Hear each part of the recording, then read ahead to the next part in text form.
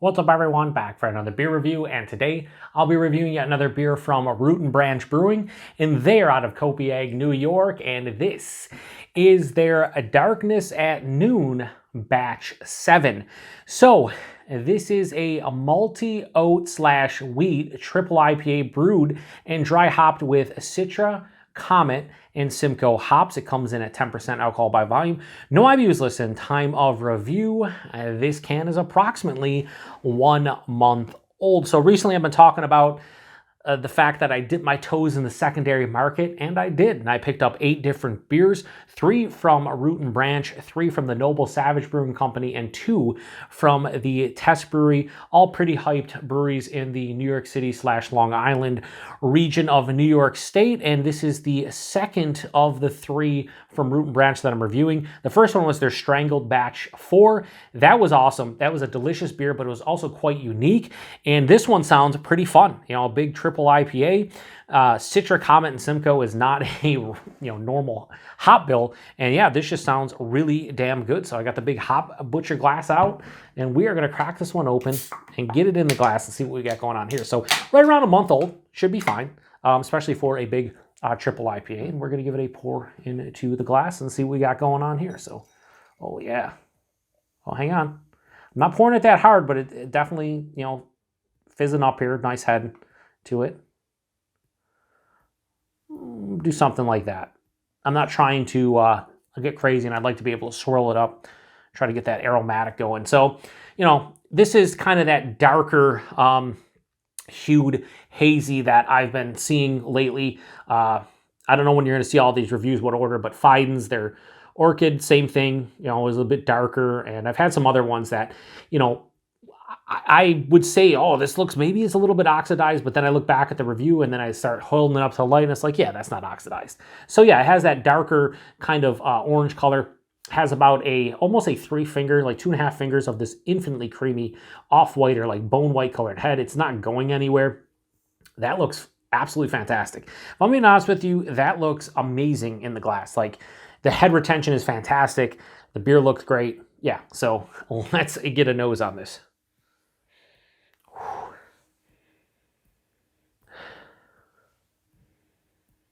All right, be honest with you. And recently I posted my first review of the Test Brewery, and I was definitely honest about that beer. And the whole reason I want to get these hype beers is I want to see what's the hype beers, right? And Root and Branch getting pretty good hype. Noble Savage, a lot of hype. The Test, tons of hype. And that first Test beer just didn't move me. I gave it a 4.05 out of 5. It was their Sky Cathedral, the first edition, but I had to be honest with it, and it just didn't move me. This beer, the first nose, I'm going to say, even despite the look, it has a little bit of oxidation going on. It has a slight bit of that like cardboardy, confectionery vanilla thing. I'll tell you what, when I get a beer that has oxidation, I don't get a ton of them, especially hazies, but when I do, it has that like slight cardboardy, and I get like this confectionery vanilla that is very apparent, and that's what I'm getting in the nose here. Now, I'm getting other things on top of that, but it definitely smells like there's a little bit of oxidation going on. Right around a month old too. However, underneath that, fantastic. This Simcoe is giving me this uber dank, just like, some people say cat pee, whatever you want to refer to it as, but it has this really dank quality from the Simcoe. And there's a touch of like I don't know if this is what Root Branch is known for, because it's like the old school EQ where they say like their EQ finish is like, a lot of people say it's like just a melon kind of finish, right? I'm getting melon in this. It definitely has a melon aroma, like a honeydew, cantaloupe. But underneath that, some nice citrus characters. There's orange, there's tangerine. There's also some stone fruit, like a nice peach or apricot. And now that like kind of oxidation note is kind of starting to take a back seat. As it's opening up in the glass and kind of like the aromatics are starting to spread out, I'm getting more of just the base beer and less of the oxidation note. And it smells like probably fresh has had a little bit of hop burn, but like right now, no, it's like a ghost of hop burn in the nose. It has a little bit of like that green kind of like tomato stalk vegetal vibe too. Could be the Simcoe, could be the Comet, could be, combination, whatever. So I will say this, it smells good, but not great, and that's mostly because of that oxidation. Although as I keep on sniffing on it, that is subsiding, and the rest of the characteristics of the beer come to the forefront. Anyway, I can't wait to dive into it. Let's get into it. Cheers, everyone.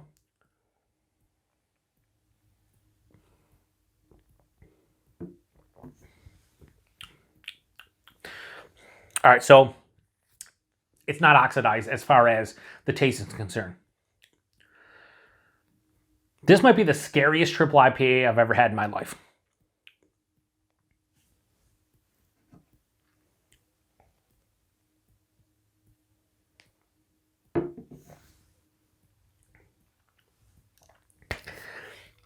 I always say 2 things a triple IPA needs to do. Number 1, it can't be too sweet. Number 2, I don't want to have a big booziness on the palate. It can be warming to going down. It can have a smidge of astringency or like ethanol. But if it's a big boozy monster that's super sweet, it instantly turns me off from a triple IPA. I don't like hop forward beers that are too sweet or too boozy, and triple IPAs can be that way. This has no issue with either of those. So right off the bat, it has won me over for those 2 reasons alone. I will say the taste on this one, like the complexity of the characteristics from the hops aren't like blowing me away, but the whole package combined is phenomenal. Go back in for a sip, we'll go body mouthfeel. The body does a beautiful job of being viscous and thick enough and like kind of like palate coating without bogging down the palate with like a big like syrupy just kind of mess of a body. So the body's fantastic. The mouthfeel is top tier. Root Branch knows what they're doing with the mouthfeels. Most of the hype breweries, they know what they're doing with the body mouthfeels. The aforementioned test beer that I gave a 4.05 to. The best part about that beer was the body mouthfeel. So a lot of these breweries know what they're doing as far as a hazy goes when it comes to the body mouthfeel. Shout out to Train going by. You're probably going to hear him going crazy, honking. You know, settle down, good sir. Anyway, I will say that it's a triple, so I kind of expected a great body mouthfeel, but it doesn't make it any less enjoyable knowing that it's 10% instead of 8 or whatever. Body mouthfeel are superb. Like it's up there, upper echelon. The taste. The beautiful part about this is that like stale, like cardboard confectionery sugar kind of feeling in the nose did not translate to the taste, and I was worried about that. Because more often than not, when I get that in the nose, you'd get in the taste. Really not getting in the taste. What I'm getting is a little pop of citrus at the forefront. And it's not super noticeable, but it's a little bit of orange and like maybe like a touch of like a tangerine, something like that. But as it passes through the palate, big pops of peach, apricot. There's a little bit of like a...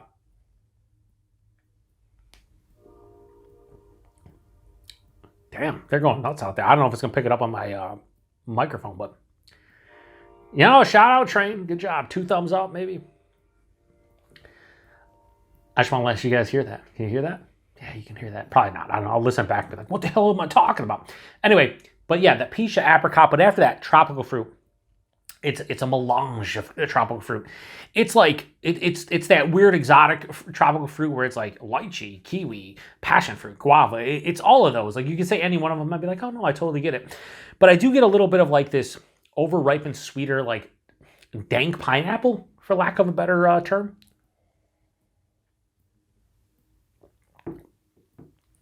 And then a kiss of like a honeydew, melon, maybe a cantaloupe on the finish.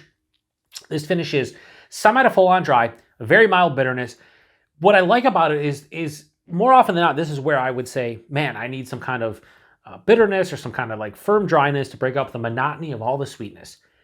This doesn't like kill my palate with sweetness and like a richness to it, like a lot of triple IPA. So not only does it hide the alcohol extremely well, it also hides the sweetness for something that's 10%, which is mind-boggling. Like it's great. The finish, though, I do get that tomato stock vegetal kind of feel, like a I want to say more like walking through a garden type of feel, like almost like a greenness to it, but it's not hop burn. Like I'm getting no hop burn, like nothing at all, but just kind of like walking through a garden, just that kind of feeling. Walking through like a forest after it rains, something like that. It just has that that green kind of, almost like a damp grass, like a grassiness is like damp. Yeah, so I'm gonna pour the rest in here and try to formulate a score. Everything in my fiber of my being is saying this isn't like, you know, an absolute world-class triple IPA, but it's fucking awesome. To be honest with you, I do think, and I know this sounds crazy, but I want a little bit more flavor. Like, I want a little bit more of your typical hop flavor. Like, I want maybe more citrus, maybe more stone fruit, maybe more of just like the regular, like, because it's like a bit too exotic, a bit too different, but maybe not. Maybe I'm just talking out of my ass. One more sip and we're gonna lock in a rating. This beer had me worried. From the slightly darker look that I said, hey man, that doesn't look oxidized, to smelling it and then being like, wow, that's oxidation, to tasting it and being like, at least it didn't carry over the palate. This beer took me on a whirlwind. They do have a little spiel here on the side. Author Costellar, Dark at Noon, 1940. I'd imagine that's maybe a book, probably a book. Darkness at Noon. Yeah, probably they have a like whole thing out. I'm not going to read it, just make this review super long, but I'm going to leave you with this. This is a fantastic triple IPA. If you're in the market for something a bit different, and they release another batch of this, check this one out. But it does what I need it to do from a triple IPA standpoint, a hazy triple IPA standpoint, but triple IPAs as a whole. Highs the sweetness, highs the alcohol, and outside of like a warming in the chest, I can't tell this is 10%. Good flavors, fantastic body and mouthfeel, a uniqueness to it. It's just, I think, a little bit more flavor and maybe a little bit more of a bitterness in the finish, and this gets like world-class rating. But as is, I'm going to give Root Branch's Darkness at Noon, Batch 7, a straight 4.5 out of 5. This is fantastic, in my opinion. It's a really good beer. Like, really good. And they've obviously released 7 different batches of this, so if they release this again and you can get your hands on Root Branch, which we'll talk about momentarily, you owe it to yourself to do so. Okay. Price point availability, I got on the secondary market, a little bit more expensive, obviously. So let's just say I paid under $9 for a single can delivered to my house. All of the beers came in my house around $70 delivered for 8 beers. So you're talking like whatever, so, you know, whatever it is, $8.75 a can. And that's delivered to my house. So that's factoring in the actual delivery fee and whatnot. So I didn't pay an exorbitant amount. I did look on their website and it seems like most of their like double IPAs are like $22 to $24. So I would say this is probably like $24 to $26. Let's say it's $26 4-pack. I probably ended up paying like $2 extra for a can of that. Not bad at all. But you know, it's pretty expensive, but beer is expensive nowadays. So it's a bit pricey, but it's Root Branch and what I've had has been pretty fucking good. Availability, Root Branch. If you're in New York State, you can order off their website. You got to buy entire 4-packs, so you can't get like mixed 4-packs or anything. And again, the aforementioned price points are what I saw on their web shop available. The easiest way I think to buy their stuff would be to maybe go in with some friends and whatever they have available on their website. I keep on saying web shop, like web shop, Joe. What the fuck does that mean? Web shop. You buy, say, you know, 3 or 4 different 4-packs, you share them with friends, you share the cost, everybody gets a couple cans or whatever, and you go from there. Or you hit the secondary like I did. I hit up Heat Miser Brews on Instagram, and there've been a couple beers that haven't resonated me in this, you know, this mixed 8-pack, but that's not the fault of Heat Miser. He again, delivered to my house 8 beers. I think the $70 price point was very good for what I got. And he did a great job. He basically shipped them out almost instantly. I got them, no issues. So he does a great job. If you want to dip your toes in the secondary market and you want to, you know, get somebody who knows what they're doing, check him out on Instagram, Heat Miser Brews. He'll set you right. He gets his hands on this, Noble Savage, occasionally tests, sometimes deep fried beers and whatnot, but he doesn't always have everything available, but he was nice enough to send it my way. So regardless of what I ultimately think about the beers, I do appreciate him hitting me up because I hit him up and I was like, I want to try some stuff out. And a couple weeks later, he was like, hey, I got, you know, some of these beers available. You still interested? And he hooked it up. So no fault to him when I don't like one of these beers or I don't think these beers move me. It's just, it's par for the course. You're reviewing a beer, you got to be honest. So, but anyway, if you've had this one before, whether it's a previous batch or this, let me know what you think about it. I think it's damn tasty. It's not mind-blowing as in like the one of the best triple IPAs I've ever had, but you can tell the quality is great. And even if this does have a touch of oxidation, you know, I got it in the nose, maybe there's a little bit on the palate, maybe subduing some of that citrus and whatnot.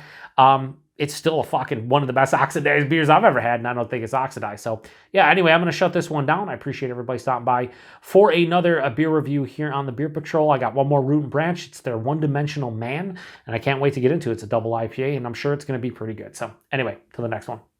Cheers.